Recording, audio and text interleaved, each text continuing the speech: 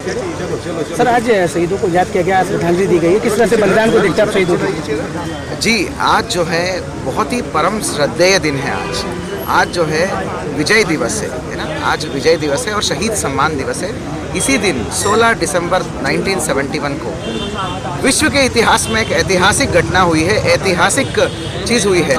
World war 2 के बाद, world विश्व युद्ध दूसरा विश्व युद्ध के बाद ऐसा कोई मिलिट्री विक्ट्री है ही नहीं जहां इतना बड़ा लैंड मास बोलते हैं ना, इतनी बड़ी एरिया को अलग करके फ्री हो गया है, एक पृथक से देश जन्म लिया हो। आप देख पाओ, आप कहीं पे भी वर्ल्ड वॉर 2 के बाद इतनी बड़ी मिलिट्री विक्ट्री जिसमें 93,000 सोल्जर्स का सरेंडर हुआ हो और एक देश ने मतलब पाकिस्तान के ऊपर जो विजय प्राप्त हुआ जिसमें संपूर्ण रूप से सरेंडर साइन किया हो, कहीं नहीं है। ये तीनों बातें मैं बोल रहा हूँ। एक देश ने सरेंडर का पूरा डॉक्यूमेंट साइन किया हो, ऐसा कभी नहीं हुआ, आज तक नहीं हुआ। मतलब 1945 के बाद कभी हुआ ही नहीं सरेंडर किसी देश का ऑफिशियली। दूसरा, इतना बड़ा एक लैंड मास जो बोलते हैं ना, मतलब लाखों स्क्वायर किलोमीटर का एक लैंड मास जो है, इतना बड़ा विक्ट्री मतलब जिसमें लैंड मास को मतलब अक्वायर किया हो या फ्री करा दिया हो, ये कभी हुआ ही नहीं है।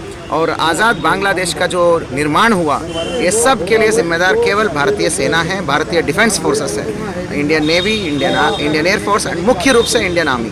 तो उनकी जाबाजी को कितना भी सलाम करे वो कम ही पड़ता है। आज मैं ये बताना चाहता हूँ, सोशल मीडिया का ज़माना है, परंतु बच्चों ने ये भूल गए हैं कि जो हम महफूज है, जो हमारी समाज महफूज है और सुरक्षित है और आप शांत है, वो मुख्य रूप से भारतीय डिफेंस फोर्सेस की अटूट मेहनत और कड़ी लगन और परिश्रम की वजह से है।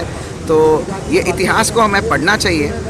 क्यों? इसलिए नहीं कि हमको बड़ा चढ़ा के बोलना है, इसलिए है कि वो त्याग और बलिदान हमें प्रेरणा करे कि देश के लिए जीने के लिए।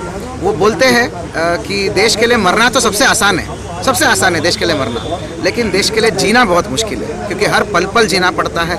हर व्यक्ति को, हर सम्रांत, हर एक समाज में जो जुड़ा हुआ व्यक्ति को, हर नागरिक को अपने अपने काम में पूरी लगनता के साथ करेंगे और मतलब जो नियमों का पालन करेंगे और एथिक्स और मोरालिटी को फॉलो करेंगे और डेडिकेशन से करेंगे, उनका 10% भी हम दिखाएंगे ना डिफेंस फोर्सेस का, तो देश जो है प्रगति के राह पर अग्रसर रहेगा। यही हमारा संदेश है।